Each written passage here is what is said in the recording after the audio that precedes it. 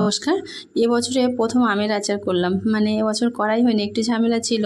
তো একদিন ঝড় হলো, আমাদের গাছে কিছুটা আম পড়েছিল। আমাদের গাছে তেমন আম হয় না, তো এটা ভীষণ টক আম। আমার শাশুড়ি বলল, দেখো কি করবে করবে। তা দুটো আম তেল করেছি আর কটা আম কেটে নিয়েছি, ধুয়ে পরিষ্কার করে কেটে নিয়ে আমার মা বললো চুন জলে ভিজিয়ে রাখ, তাহলে আচার ভালো থাকে। তো চুন জলে 1 ঘন্টা ভিজিয়ে রেখেছিলাম, রাখার পরে তুলে হলুদ দিয়ে রৌদ্র দিয়েছি, লাল টকটকে হয়ে গেছে। তারপরে একটা কড়াইতে একটা মশলা করে নিলাম আচারের জন্য, জিরে, ধনে, শুকনো লঙ্কা, তেজপাতা, মৌরি। তো ভেজে সেটাকে আবার একটু গুঁড়ো করে নিলাম।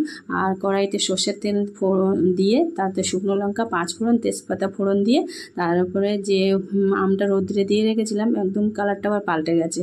আর আগে গুড় একটু জাল দিয়ে রেখেছিলাম। তারপরে তেলের উপরে আমগুলো দিয়ে বেশিক্ষণ নাড়াচাড়া করে নিই। তাহলে যে গুঁড়োটা জাল দিয়ে রেখেছিলাম সেই গুঁড়োটা দিয়ে দিলাম, ঢাকা চাপা দিয়ে সিদ্ধ হয়ে